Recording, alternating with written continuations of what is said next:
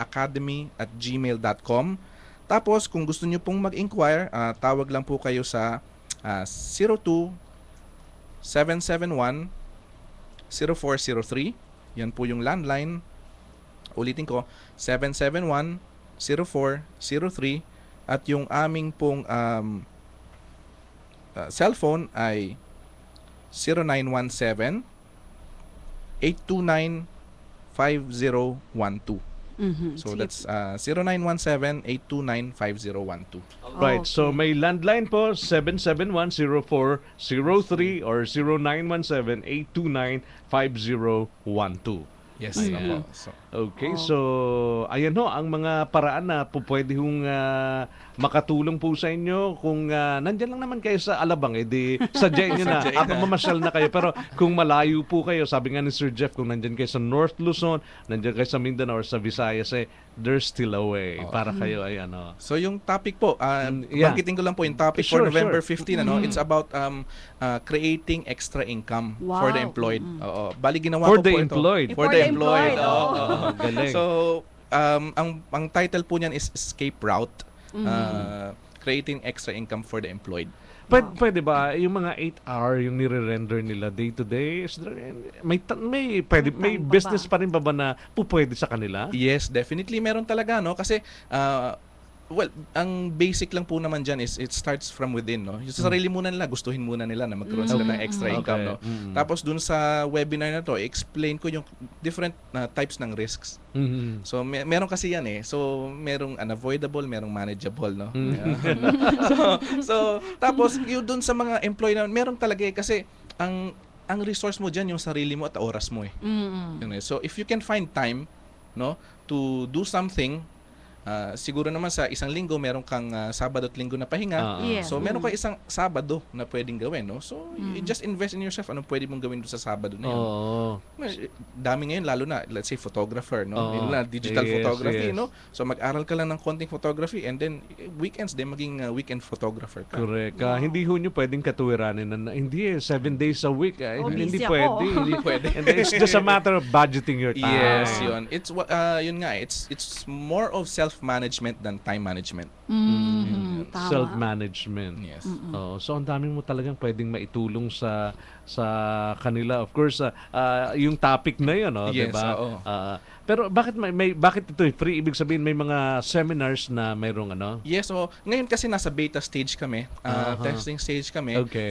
We want to get the honest feedback from people, no? But come kasi January this year, okay, meron na ho siyang bayad, no? Actually ang price naman is will for an hour or two, no, na webinar. It will range from 400 to 900 pesos. Depende sa topic, depende rin sa speaker. Okay. Tapos yun naman mga seminars namin na physical seminars, no, ang price ho ng one-day seminar namin is around 2,000 to 2,400. One day, whole day po yun, no? Whole day, With materials and food and the snacks, etc. etc. Meron din naman kaming mga 3 months. Yung 3 months na to medyo mataas-taas na ho ito, mga nasa 24,000 ito, no? But ang maganda dito, it's guided. Guided siya. Okay. Ayun. So, dun po sa ating mga kababayan, I repeat once again na pwede ho kayong tumawag to know more about. Baka may mga hindi kami natanong or may hindi po kayo, may mga gusto kayong itanong. All you have to do is to call 771-0403 or 0917-829-5012. Okay, ay teka muna, kay Sir Jeff, ask ko lang po sana, after po ba ng mga seminars na kinoconduct nyo, may job din po ba kayong ino-offer? Salamat, Maylene Ramos. Siguro yung tanong niya mas nababagay ho yan dun sa franchise ko po na informatics. Kasi itong IT-preneurship is well, it's more of entrepreneurship, negosyo talaga, no? Negosyo. Oo. Pero meron naman kasing, let's say for example, for social media, isa ho yan doon sa mga topics na kinoconduct namin, ano? For social media, isa pong nauuso ngayon ay yung virtual assistant, no? O yung community builder tawag nila, no? Yes, yes. So, meron ding negosyo diyan, may freelance opportunities diyan. Definitely. Alright. Okay. So, Ate Grace, dun sa ating opinyong manggagawa kung anong negosyo ang patok ngayon para dun sa mga... Hingan nga natin ng ideya si Sir Jeff. Sa sa aspiring, dun sa mga baguhan na maaring right this very minute, pwede pa rin pala ako. Kailangan ko lang mag-budget. Ano ba yung mga pupwedeng i-consider halimbawa ng isang baguhan sa negosyo? Okay. Kung baguhan ka sa negosyo, no, first look into yourself. No? Yun ang kadalasan nating hindi tinitingnan eh. Lagi natin tinitingnan ano yung pwedeng nating bilhin sa labas at ibenta, trading, ano? Yes. So maglalabas Trading. ka kagad ng kapital. Ang gold mine ay nasa sa iyo because you have your skills, your talents, and your hobbies. Pwede kang magsimula doon eh. Kung ikaw ay kung marunong kang mag-computer program, pwede mong ibenta yung skills na yon sa ibang kaalaman tao. mo na yun, Oo. So tingnan mo muna yung sarili mo. Ano bang meron kang talents? Ano bang skills ang meron ka? At doon ka magsimula. No? Hindi kailangan na malaking kapital, hindi kailangan na umutang agad. Pero kung meron ka, pwede mong i-market, simula ka muna doon. And make sure lang na meron tayong goal yun, na lumaki. Yes. Oo. Tama Ang nga, galing. no? So, kahit sino talaga magsabi, Kahit sino. dapat may goal ka pala talaga. Okay, kay Sir Jeff, yes, natanong na pala naman namin yan. So, dun sa ating mga kababayan, ano ho, how to start a small business, Yes. di ba? Wag mo nang yun ba talaga dapat? O wag ka munang, kahit sabihin mong may kapital ka, kasi yung iba parang pagka may kapital, malaki ka agad yung gusto. Mas Yun maganda nga. ba na kumaga mag-start ka muna doon sa Okay, ganito yan eh. Dalawang klase ng kasi ng tao eh, 'di ba? Yung may kapital at walang kapital. Doon naman sa may kapital, meron namang ayaw ilabas yung kapital, meron namang kayang ilabas yung kapital. Depende sa risk appetite nila eh. So kung doon sa may pera gusto lang maglabas ng kapital, okay lang, no? Kasi ang entrepreneurship is about taking the risk eh. No? Pero calculated risk nga lang. So yung ilalabas na kapital, hindi basta-basta ilalabas 'yan. Kailangan pinag-aralan din. Yes. So yun yung importante doon. Ayun. Ayan. Marami nang nagtatanong. Nahuli yung tanong ninyo. Tanong na rin kung anong klaseng negosyo ang papatok o madaling mag-grow. Okay. Yung mahirap mangako na madaling mag-grow eh. Okay? Meron kasing mga negosyo na mabilis kang lalago. Okay, mabilis ding nawawala, no? Importante kasi solid foundation talaga. Okay. Meron mga franchising business. Pwede kong i-suggest yung franchising business, no?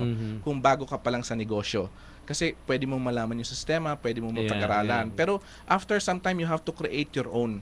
Kasi as an entrepreneur, iba po kasi yung entrepreneur, iba po yung businessman eh. Yung entrepreneur it's about a person who changes how business is done. Sabi nga nila, business unusual.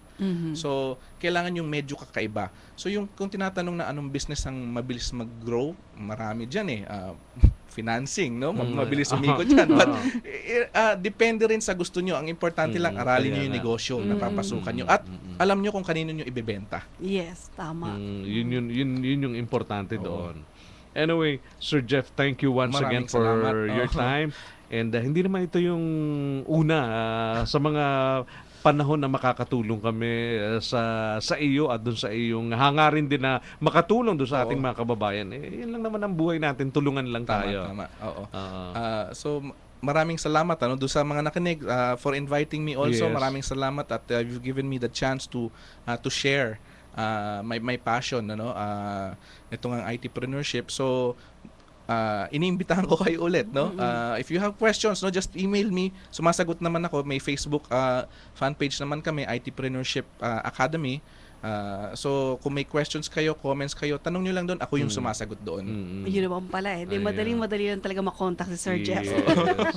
Okay, so Okay. ito yung kailangan natin ngayon. Basta yun ang isa sa mga natutunan ko pala. Okay, maraming salamat Thank sa iyo, sir, at sa uulitin po. Sana po.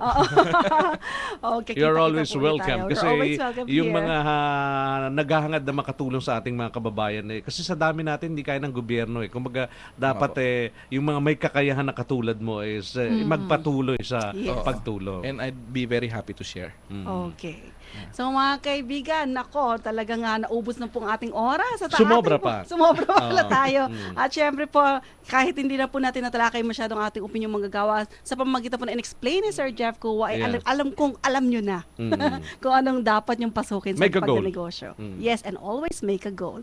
Okay, at para po sa ating OFW Quote of the Day. well, sinasabi po dito, our business in life is not to get ahead of others, but to get ahead of ourselves. So, yun po ang ating iiwanan sa bawat nakikinig po ngayong araw na ito, dito po sa programang Bayaning Manggagawa, Bayaning OFW. At kami po dito, Kuya Tony, next week na siguro tayo magkikita, Kuya, no? Yes, after undas na tayo. After undas na pala, oo nga pala, Tuesday nga pala ay November 1 nga pala yon. So mga kaibigan, antabayanan niyo naman po uli ang susunod na episode po ng Bayaning Manggagawa, Bayaning OFW. At sa ngalan niya po nating pinakamama na Pastor Paulo Sikibula, ito po yung inyong Ate Grace. At mamaya po may healthy chat pa po ako. So bye for now at maraming salamat din sa iyo, Sir Jeff. At sa lahat din po ng mga nakikinig. Maraming salamat. Maraming pong salamat sa inyong lahat. Huwag ko kayong maglilipat ng radyo. Ako pa rin ho ang inyong makakasama. Susunod na ang balita ng bansa with Aljo Bendijo, pero ako ho ang magbabalita. Inyong napakinggan ng malayang talakayan sa Bayaning Manggagawa, Bayaning OFW. Maraming salamat sa inyong pagtangkilik at pagsubaybay.